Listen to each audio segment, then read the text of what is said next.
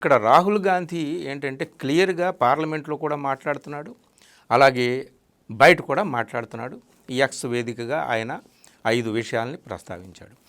ఇప్పుడు మనకి క్లియర్గా ఈయన అడుగుతున్నటువంటి మాటలకి సమాధానం చెప్పాలి ప్రభుత్వంలో ఉన్నటువంటి వాళ్ళు. ఏంటంటే ప్రతిపక్ష నాయకుడు రాహుల్ గాంధీ మామూలు వ్యక్తి ఏం కాదు, లోక్సభలో ప్రతిపక్ష పార్టీలకు నాయకుడు ఆయన, లోక్సభ లీడర్, అపోజిషన్ లీడర్. కాబట్టి అపోజిషన్ లీడర్ అడిగేటటువంటి ప్రశ్నలకి సమాధానం చెప్పాల్సినటువంటి బాధ్యత ప్రభుత్వంలో ఉన్నటువంటి వాళ్ళకి ఉంది. ఆయన అడుగుతున్నాడు కాబట్టి ఆయన్ని ఏదో ఒక రకంగా అడ్డదారిలో ఆయన్ని చుట్టుముట్టి ఆయన్ని నోరు మూయించేటటువంటి పని చేయాలని అనుకోవడం తప్పు.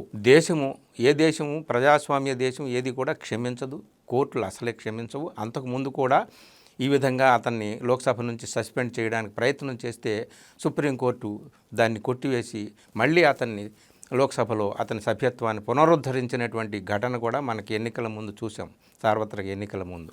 కాబట్టి మళ్ళీ అలాంటి తెలివి తక్కువ పని ప్రభుత్వం చేస్తుందని నేను అనుకోను. ఇక్కడ ఏంటి, రాహుల్ గాంధీ అడుగుతున్నాడు, మన రైతులకి నష్టం, జన్యుపరమైనటువంటి మార్పిడితో చేసేటటువంటి పంట, ఆ పొడి, జొన్న పొడి పాడి పశువులకు వాటికి వీటికి పెట్టడం అనేటటువంటిది ఎంతవరకు కరెక్టు.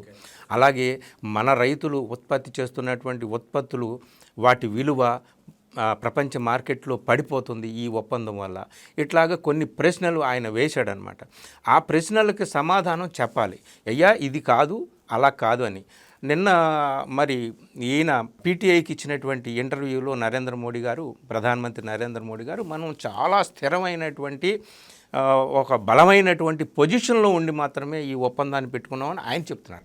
ఇప్పుడు మాటల గారడీ వద్దు, మనకి ప్రసంగాలతో ఆర్భాటాలు వద్దు, నిజాలు వాస్తవాలు చాలా, అంటే పర్టికులర్గా డేటాతో సహా. ఇప్పుడు రాహుల్ గాంధీ కానీ కేవలం రాహుల్ గాంధీయే కాదు,